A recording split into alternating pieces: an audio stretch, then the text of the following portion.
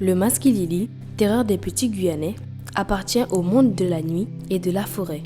On lui prête la faculté de se déplacer. Cette créature émet un sifflement caractéristique par intervalles. Sa particularité est d'avoir les pieds retournés à l'envers, si bien que, si on s'aventure à le suivre, fatalement, il vous égarera. Roura, en Guyane française, en tenant des chênes, originelle de Malmanori, commune de Sinamari, au nord de la Guyane française, assure avoir été témoin 2 fois de l'extraordinaire sans qu'il puisse donner une explication rationnelle. Son première rencontre eut lieu pendant la nuit, lorsqu'il était un enfant. Oui, il existe. Ah, parce que ils m'ont fait des saltos. Le soir, quand on dormait, je viens à la campagne. Là, ça s'appelle mon amour où j'ai été vécu, j'ai été élevé. Ça s'appelait Malmanoui. Et le soir, vers les 3 heures du matin, on entendait des bruits bizarres. Alors, j'appelais mon père qui était en bas, je lui dis, papa, tu pas attendre ça va passer des rois. Lui, il me dit, ah, mon petit paille qui pédile. Tu comprends pas, toi, qui veut dire, ne t'en fais pas. Ce sont des masculins qui sont là. Et puis lui, comme tu sais, c'était un vieux déjà, puis là, c'est quoi? Il disait, masculin a foutu moi la paix, chapé. Mais je ne l'ai jamais vu. Mais on les entendait. Sa deuxième rencontre avec le Maskilili eut lieu un jour, lorsqu'il était parti chasser avec son frère. Après s'être perdu, Antonin déclare avoir marché en cercle plus de 8 heures dans une forêt qu'il connaissait d'un bout à l'autre. Une fois que j'ai été à la chasse, au lézard avec mon petit frère, qui est décédé, ça fait pas tellement longtemps, eh bien, mes amis, dites-vous bien, je dirais que ces petits bandits, ils nous ont perdus.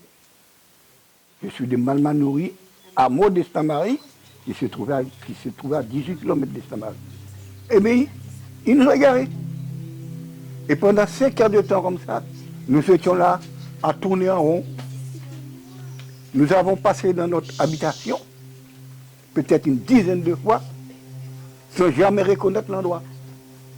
Un endroit où nous connaissons très bien. Et après, quand j'ai raconté à mon père, et à ma mère ce qui nous est arrivé, parce que mon père était tellement inquiet qu'il venait à notre rencontre. On lui racontait ce qui nous est arrivé. Il nous a dit, ben, à Maskilili qui fait 10 autres. Mais il m'a joué un salto. Il nous songeait parce qu'ils étaient à plusieurs, je suis sûr. Parce qu'il y a un moment qu'on a entendu du bruit, on a regardé derrière nous, sans jamais rien voir. Mais ça, c'est pas une histoire, c'est quelque chose que j'ai vécu, ça. Alors, pour vous dire s'il existe, je dis oui, mais je ne l'ai jamais vu. Sa femme, Colette Deschênes, plus prudente, semble manifester beaucoup de respect et une certaine crainte pour cette créature à qui, d'après ses gestes, ses mots, ses silences, il faut mieux éviter de l'évoquer.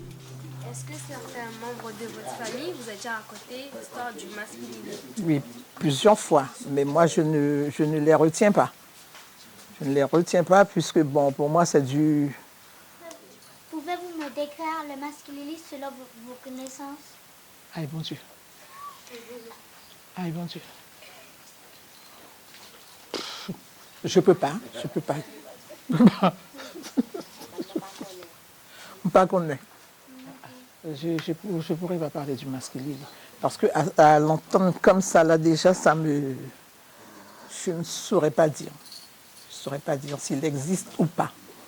Mais vous croyez? J'y crois pas. J'y crois pas. Pourquoi je ne crois pas? Parce que je ne l'ai jamais vu, je ne le fréquente pas, donc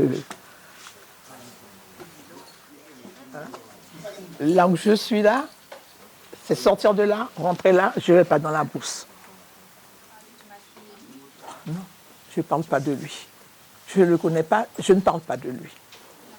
D'accord? Mais cette bande de Maskilili, comme je dis, ils étaient là pour nous faire des tours, pour nous faire des méchancetés. Ça, je suis sûr. Je vous ai dit, pendant 5 heures de temps, j'ai tourné en rond, sans jamais trouver mon chemin. Voilà. Eh bien, disons, j'avais 13 ans environ. Et mon petit frère avait 9 ans. C'est une légende, oui. Tout le monde dit c'est légende. Mais je ne le vois pas. Je ne le connais pas. Je ne sais même pas où est-ce qu'il habite. Donc, non. On dit que ce sont des légendes. Pas, nos parents blancs disent que ce sont des légendes. Mais ils existent, ils sont là. Et je pense que vous allez à Roura, ils pourront vous dire encore davantage que moi. Roura, commune en pleine forêt amazonienne, où les légendes cohabitent avec les habitants. Rose Ange, habitante de Roura, connaît bien ces légendes sur le Maskilili, qui d'ailleurs semblent ne pas être tout à fait des légendes. Le Maskilili, tu vois, quand tu vas dans la forêt, tu l'entends chanter, tu t'occupes pas. Parce que si tu le menaces, il va te suivre. Et te suivre, il peut te provoquer pour faire des méchancetés. Mais sinon, si tu l'embêtes pas, tu t'occupes pas de lui, il te fait rien. Il t'accompagne dans ta chemin, où tu vas, où il va aussi, tu lui parles. Tu dis, je te touche pas, ne me touche pas. Et vous faites votre chemin, vous tracez, il te fait rien, il t'accompagne. Parce que lui, il est de la nature. Tu vois, il est de la nature. Jacques Joly, habitant de Roura, partage également avec nous ce qu'il connaît sur le Maskilili. Mais il y a des gens qui disent qu'ils les entendent siffler, je ne sais pas comment ils sifflent, comment ils font, moi je ne sais pas. Ben, faire peur aux gens, c'est tout. Faire peur aux humains, ouais. Pourquoi? Peut-être que ça les dérange, je vois les gens qui viennent dans les bois. Donc ça les dérange, je vois peut-être. Bon, je crois. Avez-vous peur du Maskilili? Je ne peux pas vous dire au gifle. Non, si vous avez peur. Non. De toute façon, je dirais que ce sont des intrus à respecter.